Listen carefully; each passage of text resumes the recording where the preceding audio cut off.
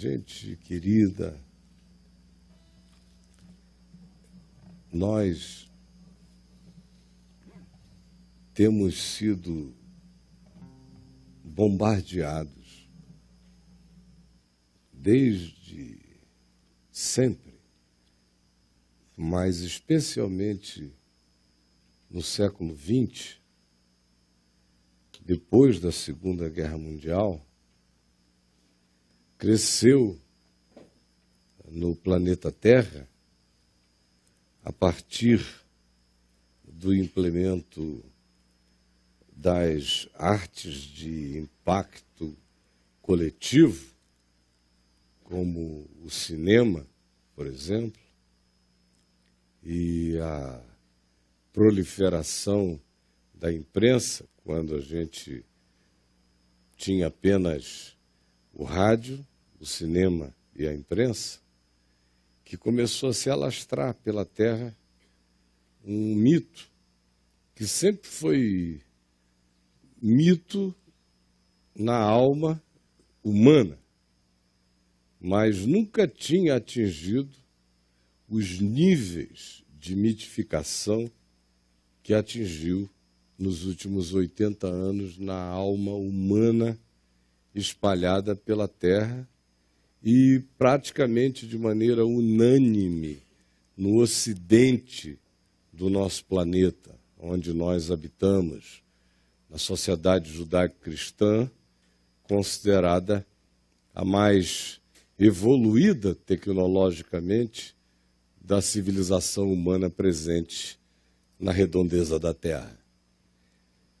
Que mitos foram esses? E eles foram apenas crescendo. Cresceram e crescem tanto mais quanto a comunicação se torna instantânea. Hoje, com a instantaneidade global da comunicação, vocês estão aqui sentados comigo, no Lago Norte de Brasília, no Distrito Federal, no Brasil, e a minha face está sendo vista em volta da Terra, de vocês também, quando ali dentro eles cortam para uma outra câmera, num close em alguém, ou numa panorâmica que pega todo mundo, de ângulos diferentes, e você só está sentado aqui, não está pensando em nada. Agora mesmo, por exemplo, olha aqui para esse monitor aí, ó, do lado de vocês aqui, ou tem outro ali, ó. Olha o pessoal que está lá atrás, que a gente não está vendo, a nossa amiga passando bem ali, e o outro está se assentando. Olha aí, olha aí. O pessoal na terra inteira está vendo você passar ali. Ó. É assim. Ih, fulano está lá na casa do Caio. Espero que não haja ninguém em volta da terra com restrições à sua presença aqui. Não é interessante? Instantâneo. Bom, essa instantaneidade prova apenas o que eu estou dizendo. A universalização dos tabus, de um lado, dos preconceitos ou de qualquer outra coisa, criação de subgrupos, de fanatismo ideológico, religioso, tudo que se vai criando a partir de uma comunicação disponibilizada aos bilhões na Terra inteira, para pessoas se ajuntarem em torno de seus grupos e subgrupos e interesses, de modo que vão surgindo guetos dentro de cidades e vão surgindo conjuntos de perspectiva, de afinidade, que acabam pela ideologia formando uma nação subjetiva de afins, não só num país, mas às vezes no mundo inteiro. E ninguém nem os enxerga, porque eles não estão presentes numa reunião, eles estão presentes numa web de relações. Imagina o que viaja, com que instantaneidade. Bom, eu, no entanto, não estou aqui hoje para falar do fenômeno dessa instantaneidade, da proliferação de grupos, subgrupos e de comunhões subjetivas e de banditismos de natureza subjetiva que fazem com que fique praticamente impossível para um analista de objetividades entender o que está acontecendo profundo nessas conexões que não estão abertas para todos os sentidos, só para quem se conecta ao outro. Agora, é por esse meio, é por essa mídia, são nesses ambientes que nos conectam, que mais viaja, por exemplo, o mito de que existe algo chamado de felicidade plena no planeta. E ele é alimentado há muitos séculos pela literatura idealista. Obviamente que os gregos não trouxeram nenhuma contribuição para a construção desse mito, porque eles se tornaram justamente conhecidos pelas tragédias. Eles injetaram foi pessimismo mesmo, ou realismo, mas tragédias foram as grandes características e não arrebatamentos transcendentes de felicidade. No Velho Testamento dos Hebreus, também não existe esse sonho de felicidade plena no planeta. Não há um único exemplo de alguém suspirando por isso. Abraão é um cara resfolegante, que não sabe onde para, mas vai adiante. E tendo que ter um filho que não consegue, a mulher dele também, vão derramando sêmen pelo deserto e perdendo óvulos pela terra, sem conseguir produzir nada e andando adiante. Imagina, foi muito feliz a vida de Abraão, né? De acordo com os nossos conceitos ideológicos de felicidade. Você gostaria de viver a vida de Abraão, o pai da fé? Ser feliz como Sara? Está de brincadeira. A gente se divorcia se viver como Sara. Não aguenta um ano de vida de Sara. Já disse, por que você está se divorciando? Não é nem porque não conseguiu ter o filho, é porque o marido não se emprega. Está sempre mudando, mudando, mudando. Tem uma voz dizendo, vamos adiante. Não é aqui ainda. Aí não aguenta. Se inscrever para o Papo de Graça, eu digo, realmente, seu marido é instável. Muito instável. Fica difícil, minha filha. É que Sara nunca teve essa questão. Ela nunca teve, ela sabia que aquilo fazia parte. Não havia esse sonho, esse ideário. Não havia essa utopia. Não havia essa fantasia. Em nenhum deles. Imagine.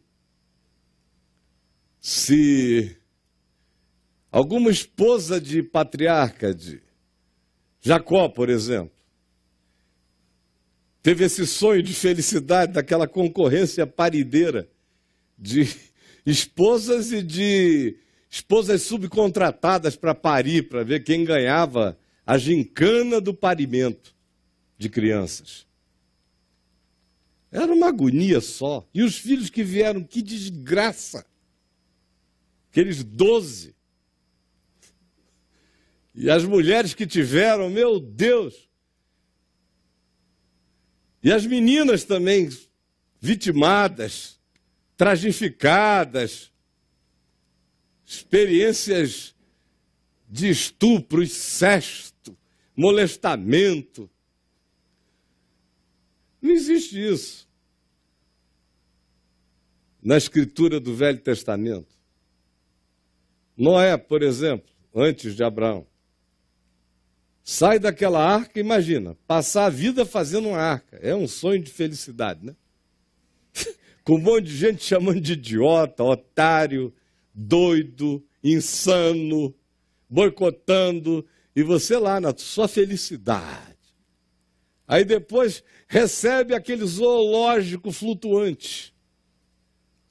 E fica aquele tempo todo ali dentro. Fica tranquilo, porque no máximo é um gambazinho que passei aqui por cima, mas ele é puro e inocente. Esse é feliz, viu? Porque ele não tem expectativa. Aí, pois bem, Noé está ali vivendo aquela situação. Quando o negócio pousa, é em cima de uma montanha horrorosa, o Monte Ararat. 4.000 e tantos metros de altura. Pá, lá em cima. Aí desce, aí diz assim, o texto é rápido, dá a impressão que foi fácil. E desceu Noé da arca no dia tal. Então Noé plantou uma vinha. Então Noé bebeu do fruto da vinha e tomou um porre. Então o filho de Noé, chamado Cão, vendo seu pai nu, o texto hebraico sugere que houve um abuso. Para chegar ali já tinha sido um inferno. Nenhum de nós quer se auxiliar de Noé em nenhuma tarefa, antes, durante e depois do processo. E longevidade ali era sinal de desgraça, porque o cara ia aguentar séculos de tormento. Aí Noé planta uma vinha. Quanto tempo você acha que você leva para plantar uma vinha e colher uva e fazer vinho? São alguns anos, meus queridos. Parece 2 versículos. É fácil, vida de Noé, 2 versículos. Já estava Noé saindo da arca e plantou uma vinha. Aí a vinha. Aí Noé aperta um botão. Aí Noé. É mais ou menos a nossa fantasia. A gente nem imagina, porque não pensa. Porque tudo é mágico na cabeça da gente. Aí vem e para Noé ainda tem um abuso. Toma um porre e é abusado pelo filho. Oh, coisa linda. De alegria, feliz. Pode pegar qualquer um outro que você queira. As mulheres, os caras em si, os que vieram depois. Livro de Josué é um livro de felicidade? Invade, consegue, não consegue, tem que conviver, é guerra e tal. Juízes, mostra aquela sequência de que de 20 em 20 anos, 40 em 40 anos, começava tudo outra vez. Vinham os medianitas, os amalequitas, os filisteus, tomava tudo, fazia tudo. E quando eles tinham uma pequena libertação, faziam idiotices em si mesmos e contra eles próprios. Você vê a vida de Davi, foi uma vida feliz, não foi? Enquanto o Samuel não chegou na casa dele, ele até que vivia mais ou menos. Era um garoto inocente, não sabia de nada, nem pensava em felicidade. Ele pensava nas atividades, nos deveres, e carregava no coração um espírito espontâneo em relação a Deus. Era o melhor que ele tinha, o melhor que ele provou. Depois que Samuel chegou lá e o ungiu, disse, tu és o cara? Meu Deus, a vida dele virou um inferno. Um inferno. Aí já se embola com um Golias. Aí tem a desgraça de virar da noite para o dia herói nacional. Você já pensou? Ser herói nacional é uma miséria. Você está sequestrado pela paixão de um monte de gente falando a frase do Pequeno Príncipe para você de dia e de noite. Tu te tornas eternamente responsável por aquilo e aqueles que cativa. Aí o cara entra numa. Eu estou aqui para vos servir. Aí começa. No caso dele, toda vez que ele subia, o pau cantava mais. Vence o Golias, aí o rei Saul se torna o pior inimigo dele. Aí casa com a filha do rei, aí piora mais para o lado dele. Aí o filho do rei gosta dele, aí o rei fica com mais vontade ainda de matá-lo. A vontade do rei é tão absoluta que ele foge, não volta nunca mais. Até que o rei morra, ele viveu peregrinando mais de 10 anos, quase 15 anos, de gruta em gruta, de lugar em lugar. Foi criando filhos, tendo mulheres em estado hebreu, peregrino. andarilho, sem nenhum conforto, se escondendo, gemendo e alugando os seus serviços para comer, num estado cotidiano de dissimulação para não ser apanhado. É muito feliz viver assim, é uma delícia. Aí quando ele começa a conquistar as coisas, a infelicidade dele aumenta, porque ele é tomado por um surto de posse, e ele diz, agora sim eu serei feliz. Não me negarei nada, experimentarei tudo que eu puder e conhecerei a felicidade. E foi pegando aqui, pegando ali, palácio aqui, constrói acolá, vai mudando na direção de Jerusalém, aí pega a cidade dos Jebuseus, diz, essa aqui agora é a cidade de Davi, começa a fazer palácio um pouco mais adequado à glória que ele gostaria de expressar. Aí um dia olha a mulher mais deliciosa, pelo menos no momento, na hora, todas parecem ser singulares e únicas, exclusivas e imperdíveis. E ele olhou de lá naquele estado de comoção e disse, não, ela não irá sem passar aqui pela minha devida emoção. Mandou buscá-la, vocês sabem a história. Dali em diante começa uma sucessão de incapacidade de Davi de se relacionar com qualquer pessoa no âmbito da sua intimidade, porque ele se sentiu completamente relativizado, conseguiu até se saber perdoado por Deus, mas não conseguiu restaurar o seu ânimo paterno para lidar com os seus filhos, e foi só gerando frouxidão, frouxidão, frouxidão. Acaba que a existência dele até a velhice é de tristeza em tristeza, vendo que os seus filhos fizeram numa sucessão onde teve de tudo, de fratricídio e morte, assassinato entre eles, a incestos, a tentativa de filho, de matar o próprio pai, sublevação de Estado, tudo produzido pelos meninos. E depois da morte dele ainda houve mais calamidade. E eu não vou falar da descendência dele, porque seria infinda a descrição do pioramento das experiências desses indivíduos, como figuras públicas e no nível pessoal, íntimo. Agora olha aqui para mim. A gente chega no Novo Testamento e fica com a esperança de quem sabe aí melhore, né? Mas me diga um único lugar no Novo Testamento onde se faz uma promessa de plena felicidade terrena do jeito que a gente almeja, do jeito que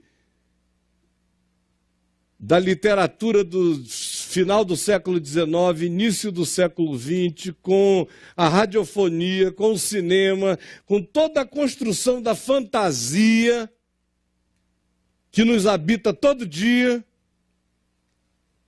apesar de todas as tragédias no experimento conjugal, porque para cada 2 pessoas que casam nos Estados Unidos, praticamente quase hoje em dia as 2 se divorciarão. Aqui ainda está de cada 2, 1.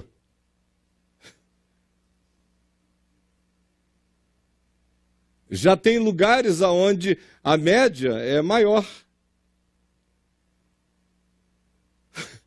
Para cada pessoa que casa, haverá 3, 4, 5 divórcios. Apesar dessa falência e da consequência disso no modelo familiar, que vai ficando todo arrebentado, fragmentado, sem comunicação, com quebras, são famílias que nunca mais conseguem fazer as mesmas sinapses relacionais de antigamente e se tornam entes neurais que não se falam, que mal se encontram. Apesar de toda essa falência que a gente assiste de outro lado, isso não produziu a morte da fantasia, da felicidade absoluta entre nós. Porque essa vontade de felicidade absoluta passa fundamentalmente por algumas áreas vinculadas à conjugalidade, à família, e ela se estende muito mais. O leque que se criou, a diversidade de promessas, de expectativas, de alcances, de realizações, se tornou infinitamente maior. Por exemplo, quando você pensa em Abraão, um homem do Velho Testamento como um homem rico, no tempo dele, se você o trouxer para cá hoje, ele é um infeliz que ninguém quer mudar aqui de vida com ele. Vivendo lá no cantinho, cuidando, dormindo numa tenda, aquela coisa, sem água, sem chuveiro, sem caixa d'água na cabeça, sem nada. Cocô no chão, cobre com terra, limpa sabe Deus com o quê. E é um homem rico, com as cabras, que bando de menino, catarro, vem. Não, isso é só uma descrição de quem achava assim, porque vivia uma vida muito menor do que a dele. Mas para a maioria de nós hoje, não é nem de longe um bom negócio. Até os homeless de São Paulo estão dizendo, não quero dar muito trabalho, viver como eu já vivo, com muito mais preocupação do que eu tenho. Não é um bom negócio.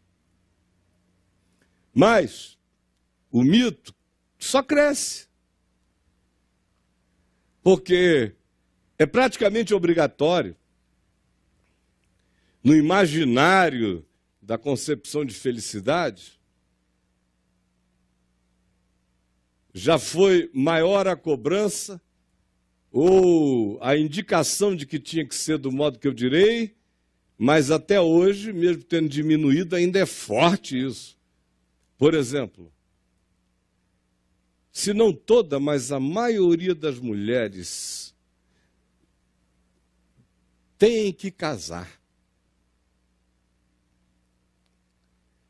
Isso, mesmo que a família esteja dividida, arrebentada, mesmo que isso já não tenha mais nada a ver com a evolução biológica da civilização humana, porque já não tem. Já não é mais uma questão de evolução biológica linear. A gente passou dessa, a gente está na área nuclear, a gente está dentro do gene. Mas assim mesmo olhando em volta e vendo que para cada dois, um se separarão, ou que é só no terceiro ou no quarto experimento que, quem sabe, alguém conseguirá andar com um relativo equilíbrio, um equilíbrio de Chaplin, enquanto caminha na existência, a gente continua a crer nesse mito.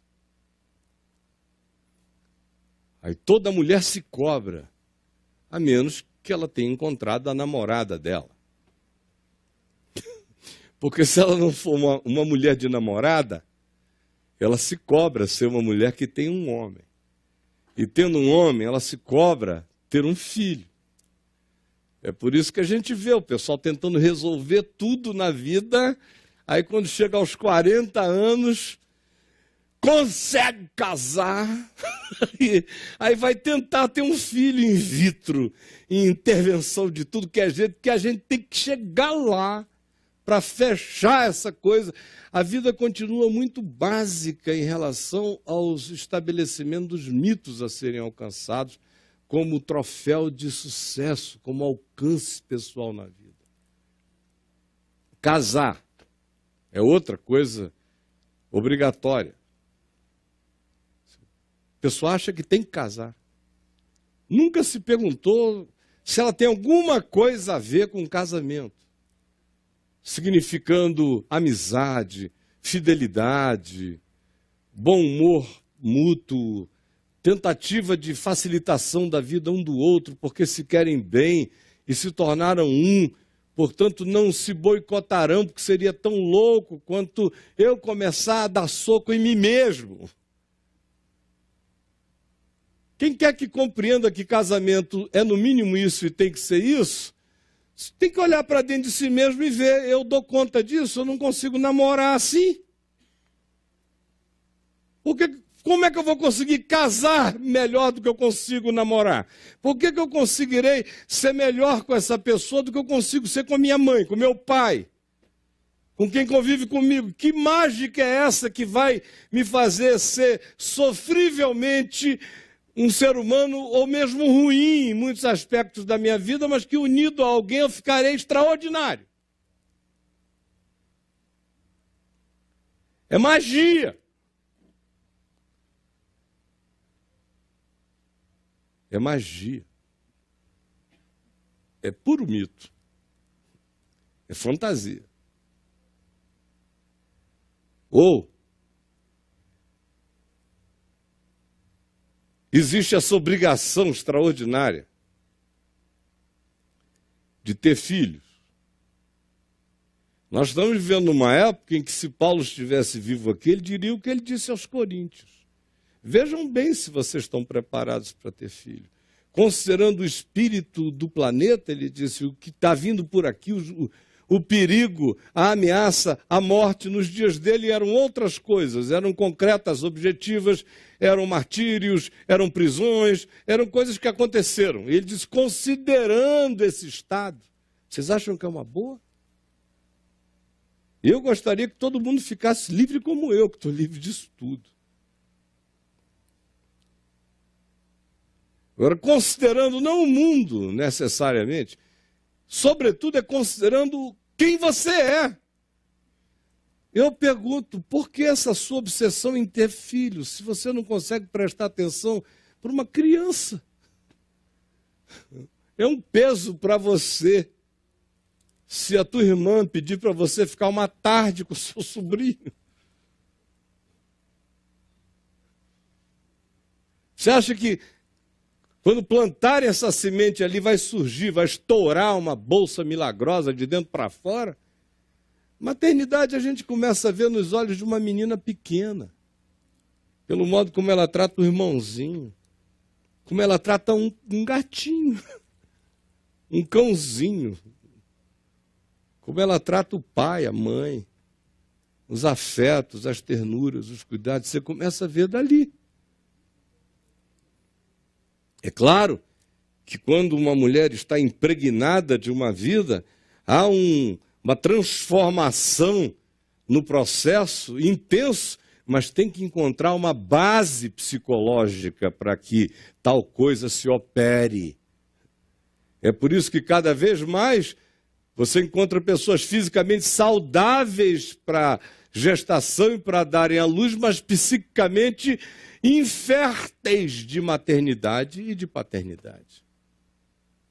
Não é biológico o problema, é esterilidade psicológica e espiritual cada vez mais. Então, por que essa obrigação de fazer um ente, se você não tem coração e sentimento para os entes existentes? Nos níveis em que você se propõe a criar e contribuir para produzir o quê? Mais abandono e alienação na Terra? É só para colocar a marca da sua desgraça no planeta que você quer produzir alguém? A sua imagem e semelhança ou pioradamente em relação a você até? São mitos. Essa coisa do emprego feliz é um outro mito. Aquele emprego feliz. Eu vejo toda hora pessoas querendo trabalhar num emprego que a descrição do emprego parece mais um encontro sexual, de tão delicioso que é o emprego. Eu digo, meu Deus, os caras ainda estão nessa. Olha, eu conheço poucas pessoas que façam mais o que amam e com maior liberdade do que eu tenho. Eu faço o que eu amo desde 18 anos. E faço com liberdade. Mas nem todos os dias, e quase nunca, de vez em quando acontece de ouvir flutuando. Sabe, tem dias até que você vem num estado flutuante. Quem trabalha com você nota que você chegou assim a uns centímetros acima. Você está no skate do Back to the Future. Mas na maioria das vezes você acorda e você diz, meu Deus, eu estou cansado mesmo, né? Dói aqui, dói ali. Você está com a mente cansada, você está vivendo há muito tempo com a mesma intensidade, tem desgastes. Então, tem dias que você levanta para fazer o que você ama e que você vai fazer com amor, mas a alegria é a alegria de saber que você vai fazer com amor. Não é um estado de euforia levitante. Ao contrário, você tem que sair e às vezes até contra os estados levitantes, daqueles dias em que você está em estados de sucção de gravidade, de peso. Mas você vai fazer o que você ama. Não vai levitando necessariamente. Vai caminhando. Mas esse mito de que é possível viver isto, você assiste 1h50 da vida de uma pessoa que você admira, aí tudo é reduzido a piores momentos lindos da sua poesia descritiva e melhores momentos sublimes. 1h50, a mente faz logo edição, vai ficando só com os desfechos lindos e sublimes. E fica com a impressão de que existem pessoas que ganharam na loteria dos frisamentos de felicidade em estado de alegria, de euforia ou de serenidade inabalável. E eu nunca encontrei tal pessoa até o dia de hoje. Nem na Bíblia e nem na terra.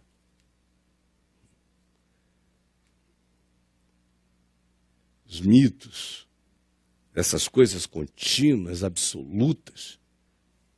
Por exemplo, do amor como um estado de planificação sublime. Uma mulher e um homem se encontraram.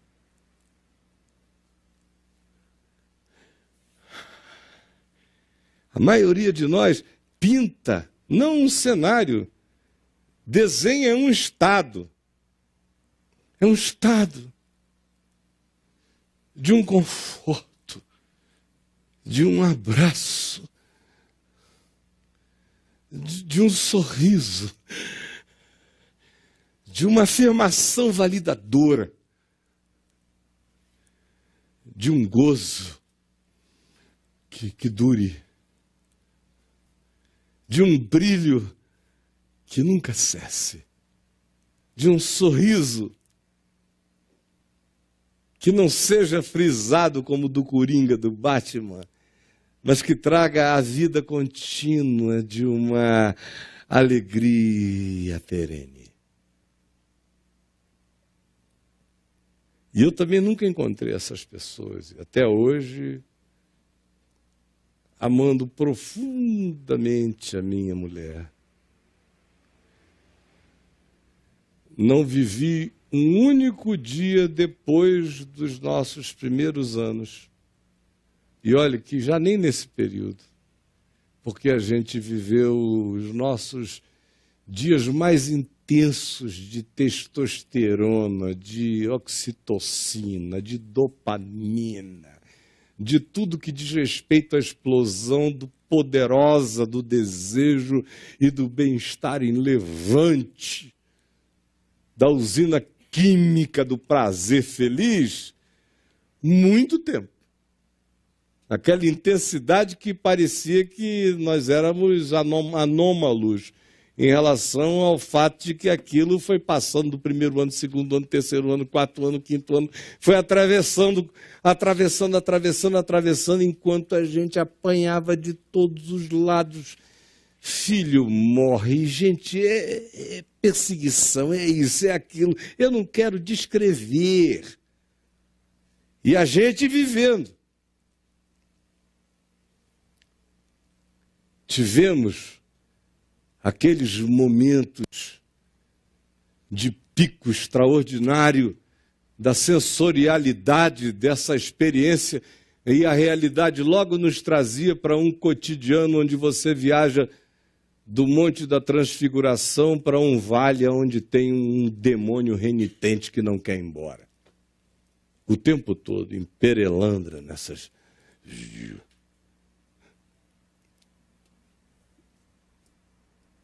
Mas tendo que aprender a acordar para viver a alegria grata desse encontro, com dores, com perdas, com choros, felicidade cheia de lágrima e de dor, de alegria, de amor e de opressão de todos os lados. Uma combinação impensável, fazendo a gente viver a bênção da relatividade do nosso poder de experimentar qualquer que seja a impressão de plenitude.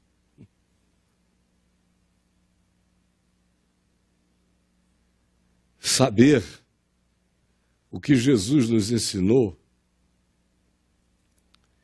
é o que nos coloca nesse chão da compreensão do significado de que a gente só encontrará aquilo que valha e possa legitimamente ser chamado de plenitude absoluta de tudo, para além da experiência do espaço-tempo vivendo esse corpo de morte. Começar do corpo. Quem aqui, essa semana, não sentiu meia hora de ansiedade? Tem alguém? Não precisa levantar a mão. Primeiro, essa pergunta eu sei que não tem ninguém para levantar a mão. Mas se eu disser quem viveu, e se eu disser e perguntar quem tem vivido num estado ansioso e tenso? Muitos. E é um horror, não é? Você carregar a ansiedade, aquele choque que não cessa.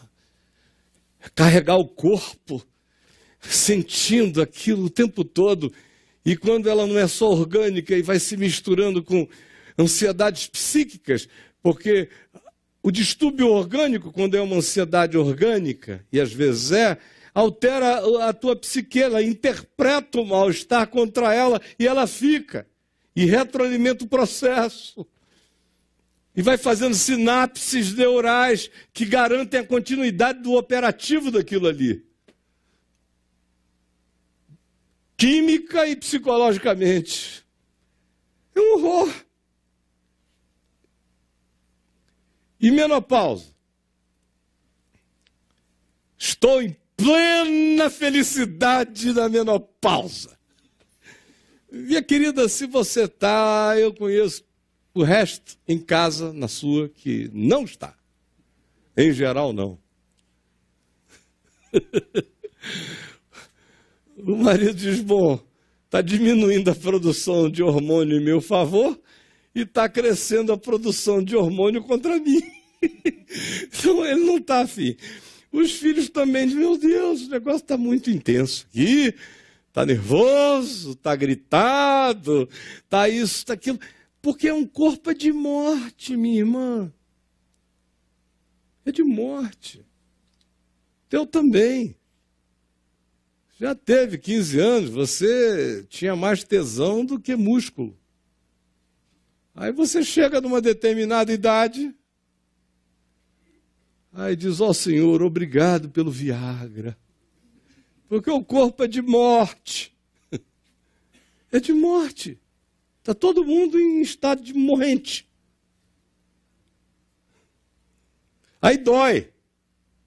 Vai doendo. A maioria, até partir, vai sentir dor partindo. Não é essa a realidade estatística da nossa volta? Tem alguns que partem ou num acidente, ou numa subtesa de uma chamada morte súbita. Aí não sentem dor física, mas a maioria não morrerá, irá morrendo. E a gente vai sentindo. Está tudo previsto, tudo escrito. Não era para haver mito nenhum na nossa cabeça. Mas o que eu estou dizendo aqui é um anticlímax, aparentemente, para vocês. E eu só estou descrevendo a obviedade da existência humana. Conforme descrita cronologicamente na Escritura, no Novo e no Velho Testamento, tanto quanto no todo da história humana, tanto quanto na tua memória de vida familiar, relacional, no chão direto do teu caminho. Você sabe disso. Mas é por isso que aqui o número de pessoas é esse. Porque se eu estivesse dizendo o oposto, a rua ia ter gente fazendo volta, ia estar a maior confusão aqui. Se eu dissesse, olha, amanhã começa a campanha da suspensão disso, da aquisição daquilo, aí... Porque nós nunca fomos tão primitivos quanto no auge momentâneo dessa nova era tecnológica. Tecnologia cresceu, mas o primitivismo do nosso sonho mítico e da nossa fantasia só aumentou. Por que eu estou dizendo isso? Porque quanto mais fantasia, mais frustração. Quanto mais ilusão, mais depressão. Quanto mais mitificações, mais abismamentos de fracasso, de falência na experiência panicada do coração. Quanto mais a ideologia das plenitudes, mais consumo de drogas. Quanto mais a impressão de que existem pessoas na Terra que não sentem a dor que eu sinto, a ansiedade que eu sinto, que não são fustigadas por nenhuma das relatividades que me acontecem, que acontecem à maior parte de nós, enquanto houver dentro de nós essa impressão de que existem seres constituídos e experimentando e vivendo um estado de superioridade planificada. Tanto mais quanto se crê nisso, mais miserável o indivíduo se torna, porque a existência implacável fará você não alcançar o que não existe e, portanto, não é alcançável, conforme a produção dos mitos da sua idealização. Aí aumentam também os suicídios. E o ser humano vai ficando cada vez mais fraco. Quanto mais culto mítico, menos rigidez, menos capacidade de enfrentar a realidade, de lidar com a vida,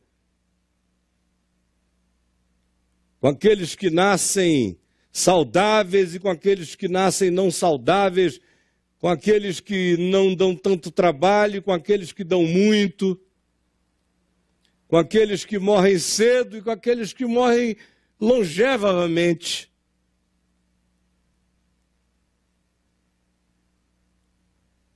Enquanto, todavia, não se tem essa consciência,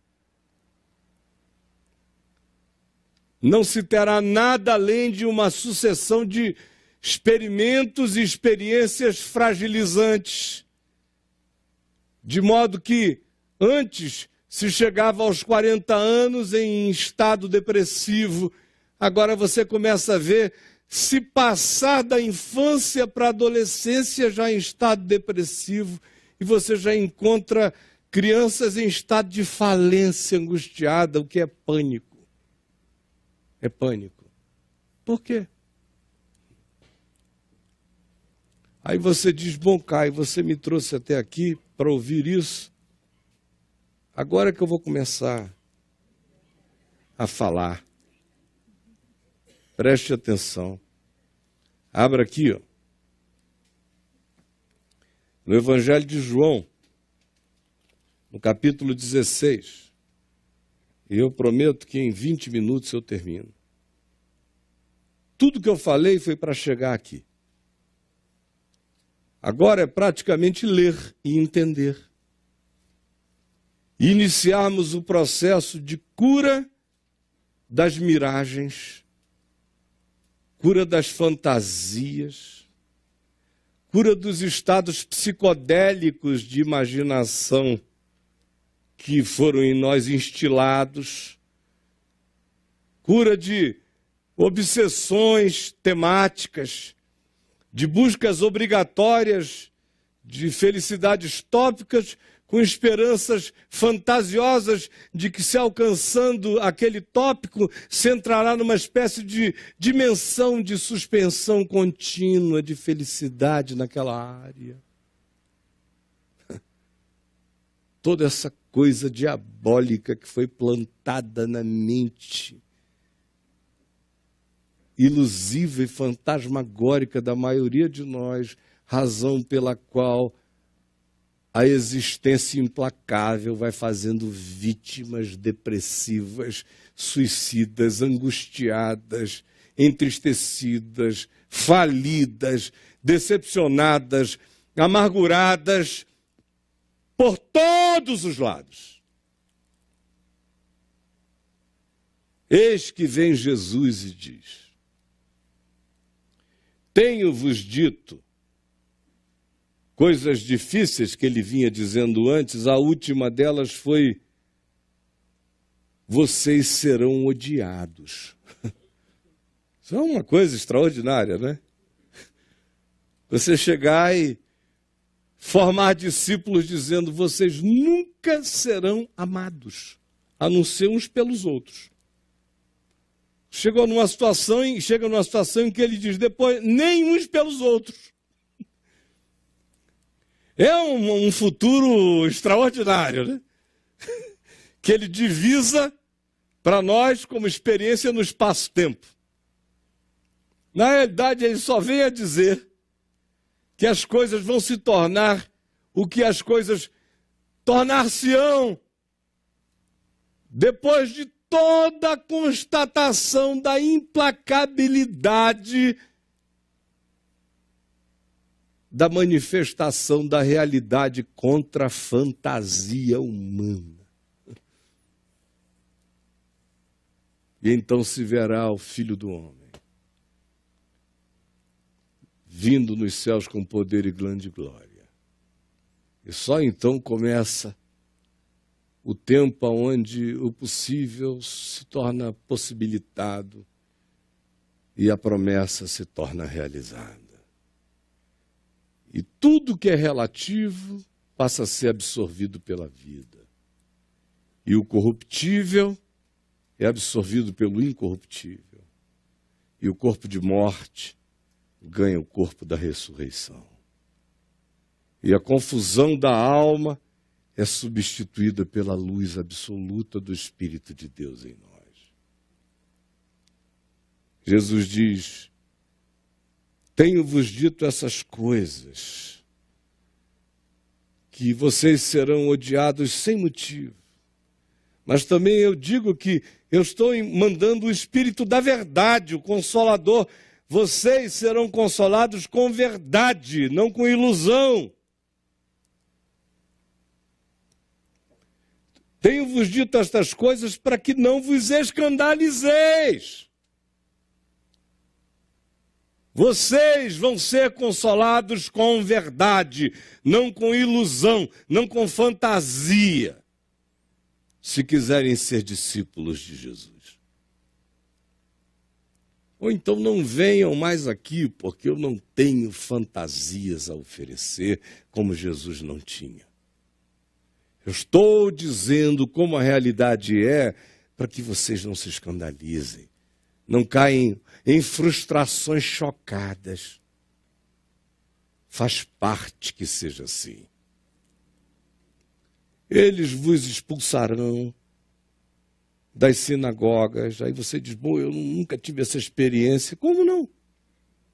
Sinagoga é qualquer poder constituído que exacerbe esse poder, querendo controlar, manipular, determinar, condicionar, impor e inocular pensamentos, convicções na alma de um outro e controlá-lo assim.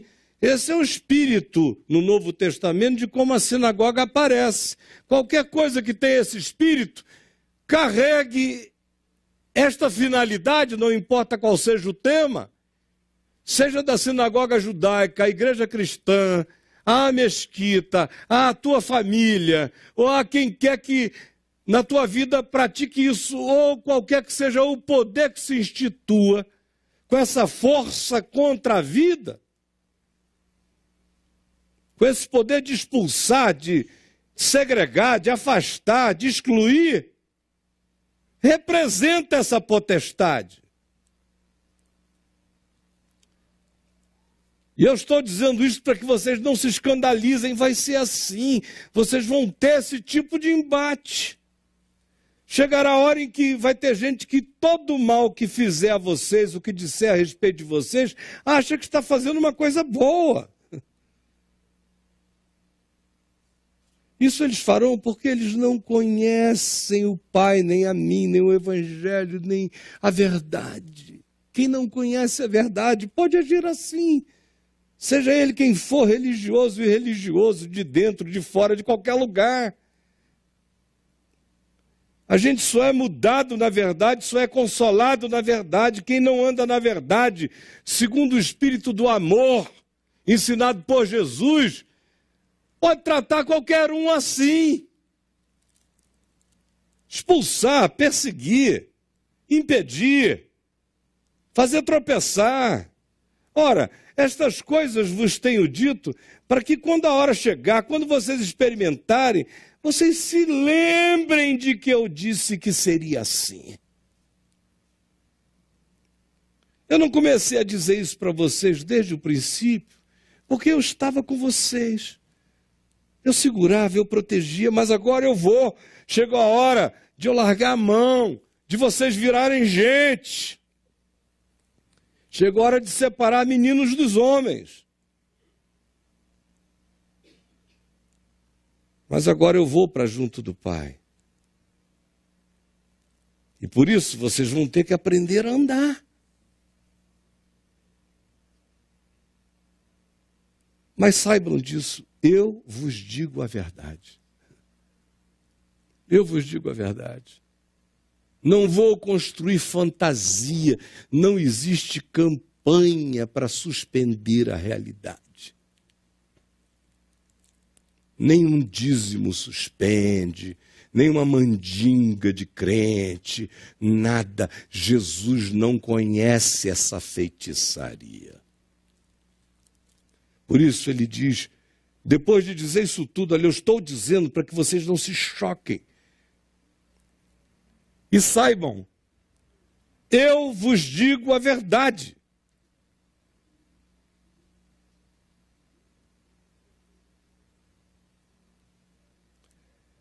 A verdade que eu vos digo é essa, convém-vos que eu vá. Porque se eu não for, o Consolador não virá para vocês. E eu vou enviar algo melhor do que vocês me terem no espaço-tempo andando com vocês aqui. Porque se eu estou aqui com vocês, eu não estou em mais lugar nenhum. Agora eu não estarei mais, não serei um ente do espaço-tempo. Eu serei uma presença no coração de cada um. Minha presença em quem crer em mim, em quem obedece a minha palavra. daquele que se torna meu amigo pela obediência ao evangelho simples. Isso será muito mais conveniente para vocês. E virá o Consolador. E quando ele vier, convencerá o mundo do pecado, da justiça e do juízo. Do pecado ele convencerá o mundo porque não creram em mim. Esse é o testemunho do Espírito Santo em relação, não a quem a gente diz que não crê porque não participa de um grupo chamado cristão. Não é disso que se está falando. Quem crê, sabendo da informação de Jesus ou não tendo tido essa informação, quem crê é aquele que toda vez que tendo a chance de amar, ama ao invés de odiar. Tendo a chance de falar a verdade, fala ao invés de mentir. Tendo a chance de perdoar, perdoa ao invés de se ressentir. Tendo a chance de simplificar, simplifica ao invés de complicar. Tendo a chance de pacificar, pacifica ao invés de dividir. Esse crê, mesmo que nunca tenha ouvido falar o nome Jesus, porque quem crê em Jesus, ele diz, é quem faz o que eu mando, sabendo que eu mandei ou não. Se fizer o que eu estou mandando, esse está mostrando que é amigo do meu caráter, mesmo nunca que tenha ouvido falar no meu nome. Virá o Espírito Santo, dará esse testemunho ao mundo, deixará claro, esse será o tormento maravilhoso do Espírito Santo do mundo, fazendo latejar na alma de quem odeia a angústia de odiar, na alma de quem se vinga, a angústia de se vingar, na alma de quem não perdoa, a angústia de se fazer escravo da sua própria raiva. É a melhor chance que o mundo tem de se acordar. Quando vier o meu Consolador, ele dará testemunho da justiça. Vai dizer todo dia para vocês que, apesar de tudo, vocês estão perdoados e justificados. Vocês são selados pela justiça que eu conquistei. É o testemunho que o Espírito Santo vai dar em vocês. E também, quando ele vier, ele convencerá o mundo do juízo. Porque o príncipe deste mundo já está julgado. A certeza é esta. Tudo que vocês vão assistir é o estribucho do rabo da lagartixa, porque Satanás já foi julgado na cruz. Tem ainda muito a vos dizer, tudo sobre realidade, verdade. O que consola é a verdade, não é o engano, não é a fantasia. Mas vós não podeis suportar agora. 2000 anos depois, porém, as palavras de Jesus prosseguem para nós aqui hoje, dizendo, quando vier o Espírito da verdade, o Consolador, e ele já veio, ele vos guiará à verdade. Olha a ênfase dele no que é verdadeiro, não no que é ilusão, não no que é expectativa fantasiosa, é na verdade, é na realidade. É quem abraça a verdade é que é liberto, é quem abraça a verdade que não é enganado, que não se escandaliza. E ele diz, e eu vos digo a verdade.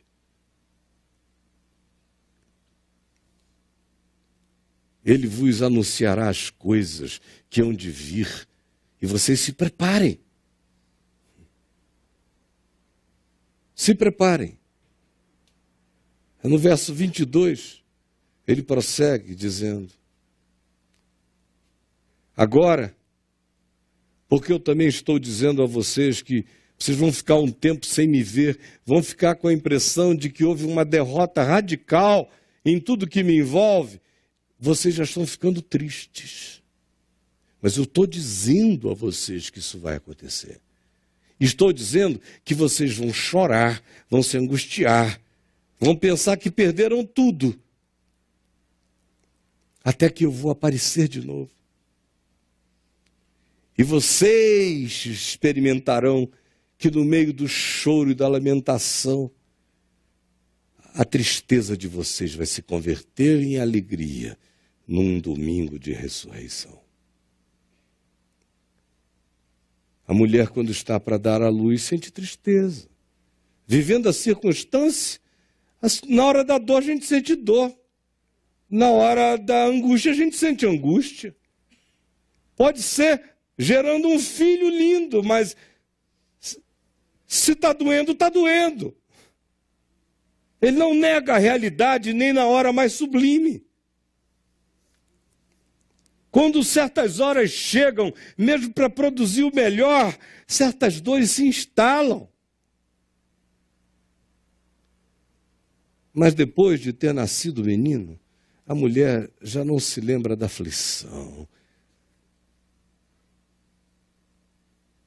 A alegria vai dissolvendo a aflição, novas alegrias vão dissolvendo aflições. Aflições sempre teremos e misericórdias de alegria seremos sempre por elas visitados. De modo que o ciclo é esse. Assim também agora. Vós tendes tristeza. Porque você está vivendo aquele momento, uma hora chegada. Você está vivendo uma hora que você tinha que viver. Tem que atravessar. Chegou a hora.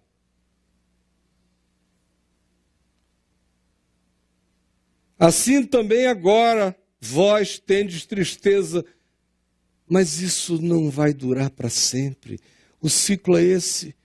Outra vez vós me vereis. Outra vez vós me vereis, outra vez vós me vereis, outra vez vós me vereis, e a vossa alegria se renovará, o vosso coração se alegrará, e a vossa alegria vai crescer na verdade, na realidade.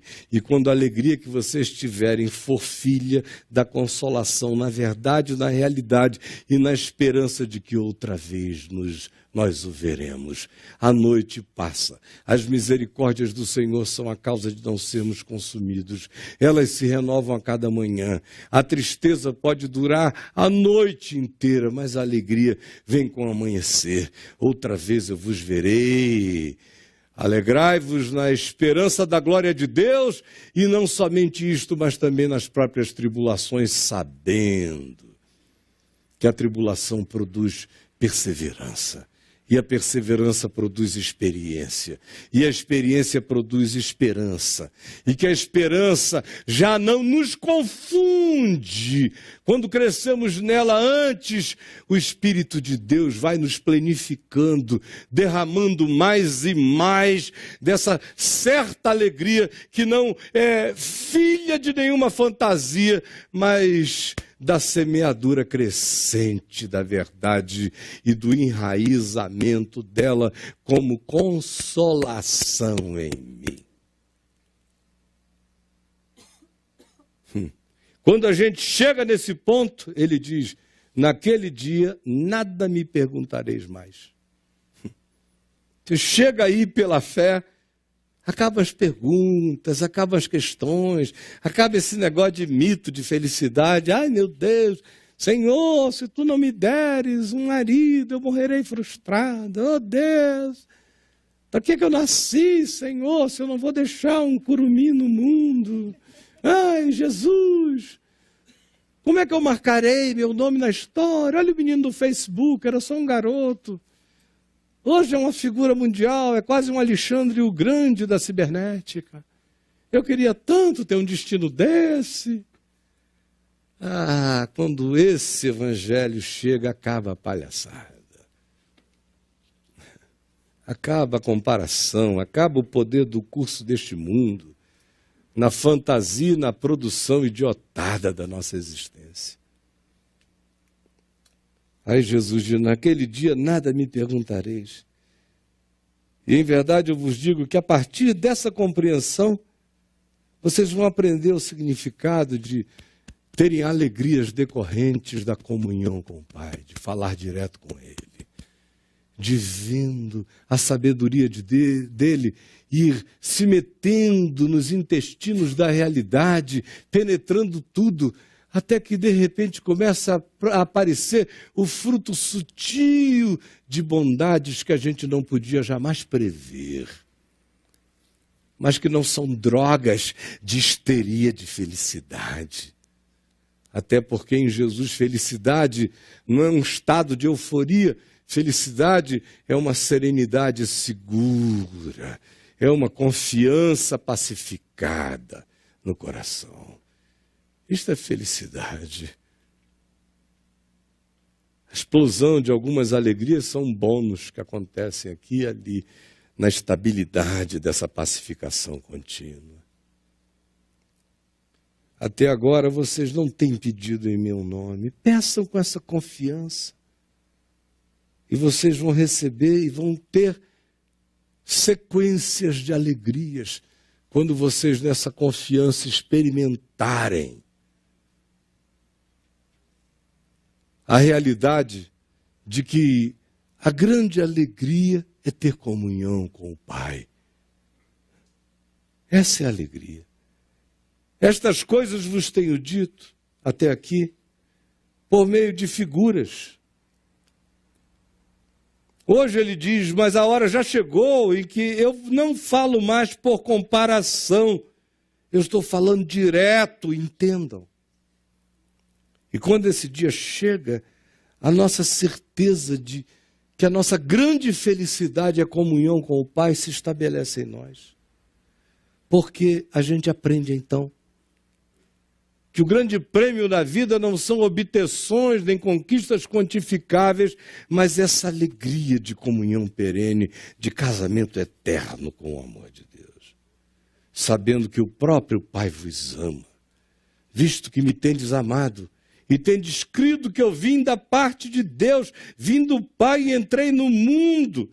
Todavia deixo o mundo e vou para o Pai. Saber disso e saber que eu e o Pai fazemos morada em vocês é a felicidade que sereno ser, sem fantasias. Aí os discípulos disseram uma bobagem, como sempre, né? Está tudo bem enquanto Jesus está falando e eles estão ouvindo em silêncio. Aí Jesus dá uma paradinha, disseram os seus discípulos, a gente falando agora. Agora é que falas claramente e não empregas nenhuma figura de linguagem. Ai, meu Deus. Crente é um caso sério. Agora vemos que sabes todas as coisas. Agora, cara. E que não precisas de que alguém te pergunte. Por isso cremos que de fato vieste de Deus. É retardo puro.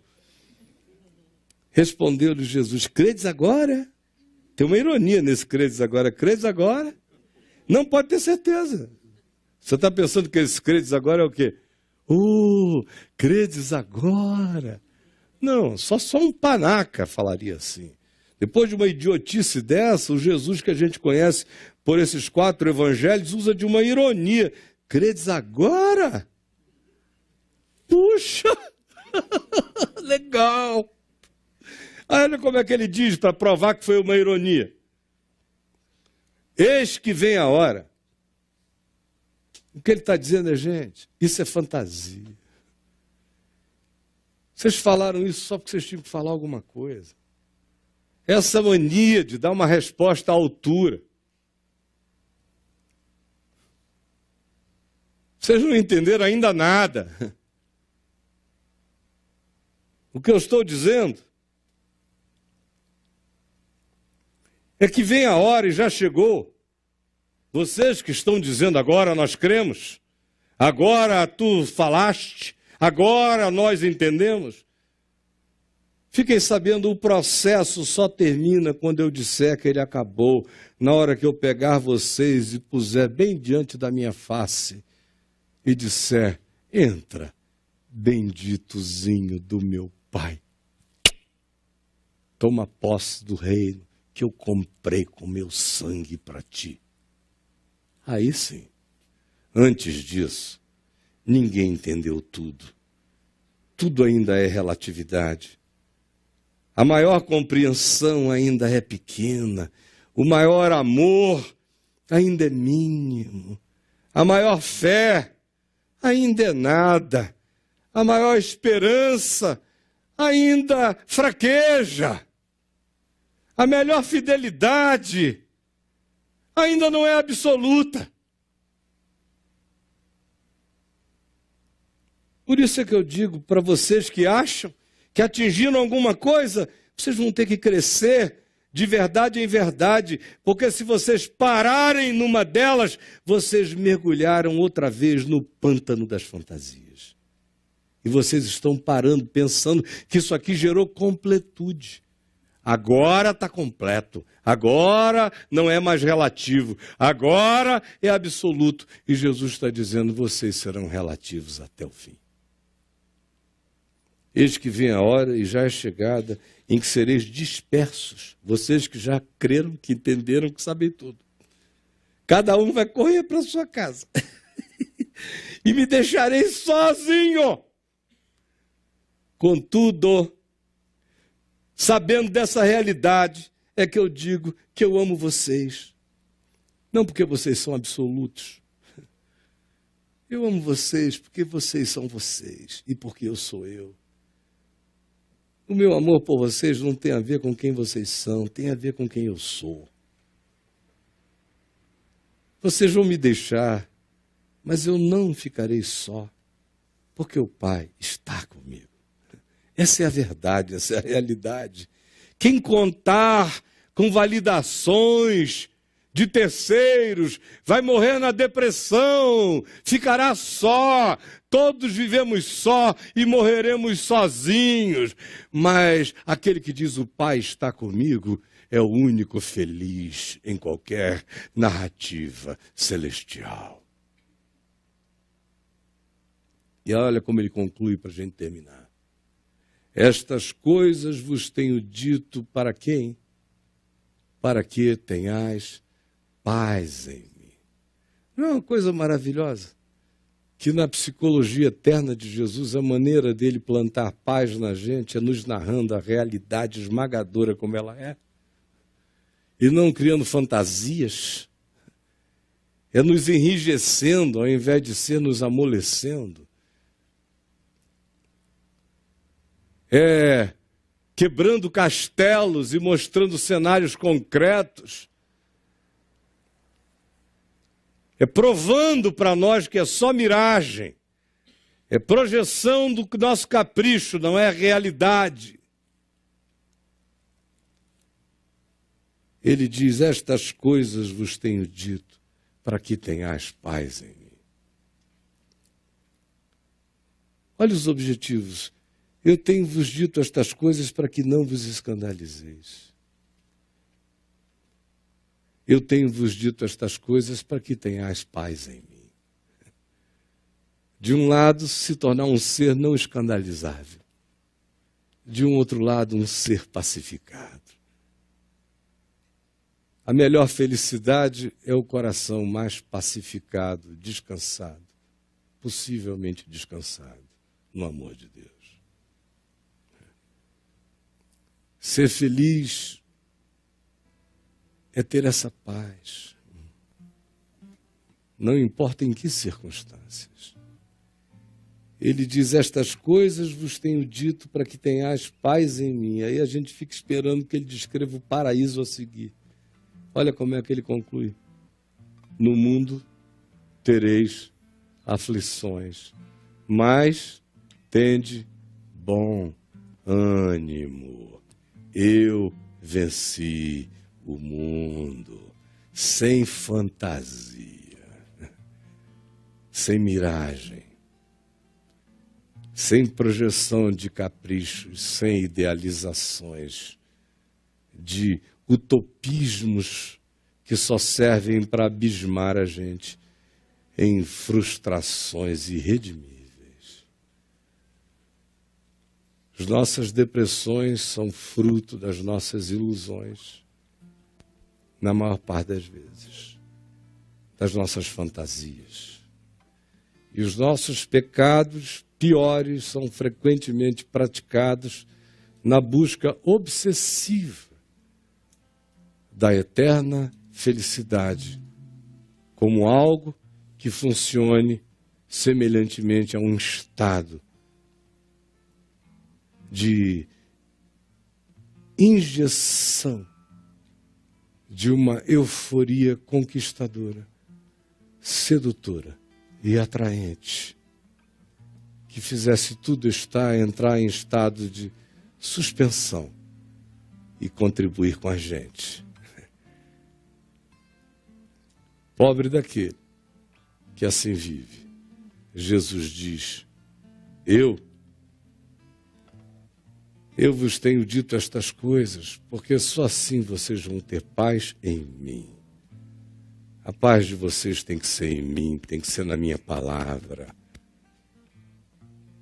No mundo, todos vocês, em áreas diferentes, de modos diferentes, os que têm, os que não têm, os que podem mais, os que podem menos, todos tereis aflições. Os mais pobres têm certos tipos de aflição, os de classe média têm outros tipos de aflição, os de classe alta têm outros. No fim, tudo é aflição. O pobre olha para a aflição do rico e diz: não, a dele é muito mais fácil. Mas eu quase nunca vejo um pobre se suicidar e quase sempre eu vejo ricos se matarem.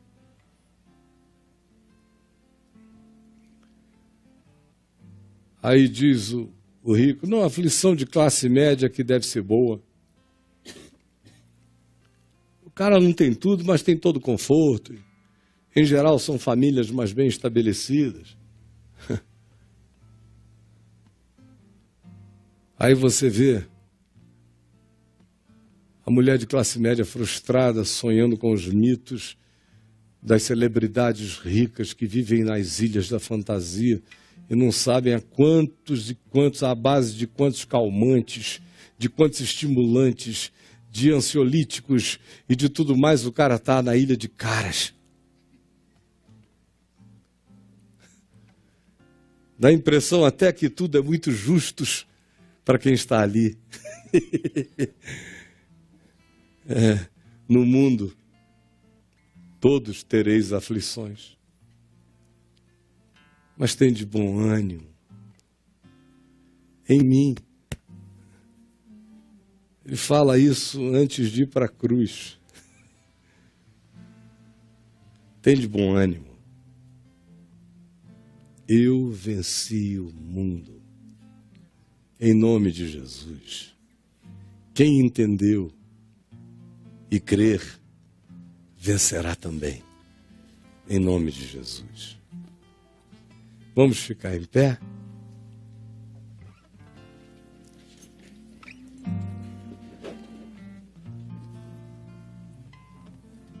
Vamos dar as mãos e vamos orar.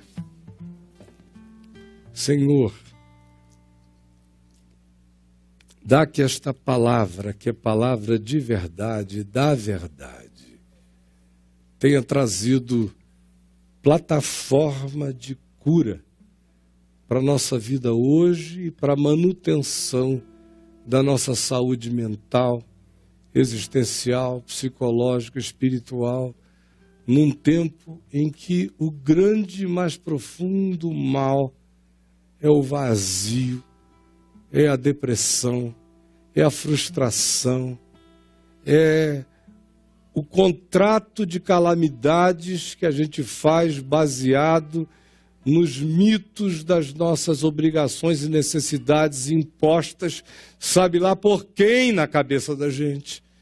E a gente cumpre, a gente faz, e a gente contrata a agonia, e a gente vai vivendo de contratos de agonia em contratos de agonia, nunca entendendo quem nós somos para ti neste mundo, e o que é verdade, realidade, o que cada um e quem cada um de nós é, e o que cada um de nós com sabedoria, prudência, cautela, porém verdade, devemos buscar fazer à luz do que já alcançamos, do que já entendemos.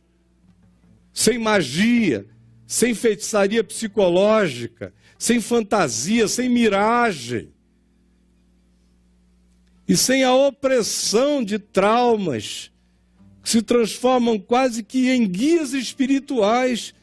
Muitos de nós são guiados psicologicamente pelos traumas da existência que falam na alma desejos e necessidades que não são verdade nem realidade, são quase que vinganças da gente contra uma dor antiga.